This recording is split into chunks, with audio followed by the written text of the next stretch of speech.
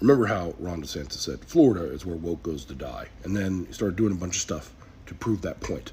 Like, they rejected a bunch of math textbooks because they said they were full of CRT.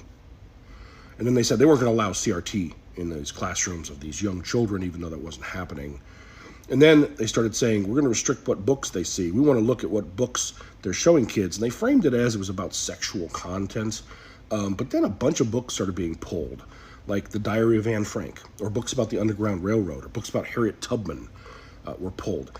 And it felt like maybe it was about more than just woke. Some people said maybe they just don't want to show the ugly side of history. But other people like myself said it feels more like they want to kind of reframe or rewrite history. And then the other day, Chasing Oz received a video that was shown to Manatee Middle School students celebrating Confederate History Month.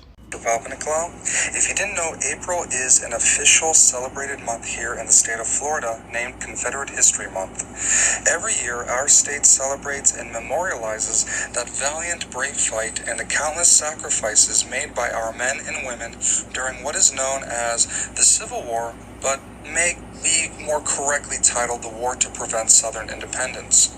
However, Congress recognizes it as a war between the states. In the year 1861, the state of Florida, just like many other southern states in the previous year, including South Carolina and Mississippi, broke political ties with the Union. In other words, Florida's citizens voted to walk away and withdraw itself from the United States of America over a variety of issues. Now, at this time, the United States only had 34 states. 15 of them were slaveholding. The reasons laid out and described in our Declaration of Secession was the northern invasion of South Carolina, slaves and property rights, overtaxation, and a variety of violations of states' rights and sovereignty. We were the third state to leave the Union. After Florida, the following states walked away from the federal union due to Abraham Lincoln's administrative actions: Alabama, Georgia, Louisiana, Texas, Virginia, Arkansas, North Carolina, and Tennessee. Together, all 11 states formed what was called the Confederate States of America. From there on, America was two countries. The USA was in the north, and the CSA was in the south, with two separate citizenry and two presidents.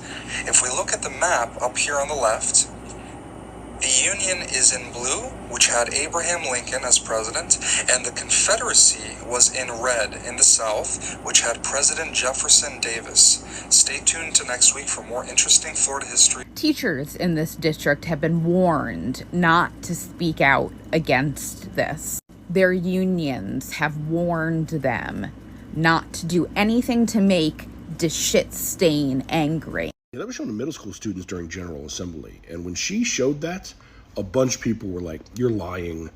This wasn't actually shown to middle school students. You made this up.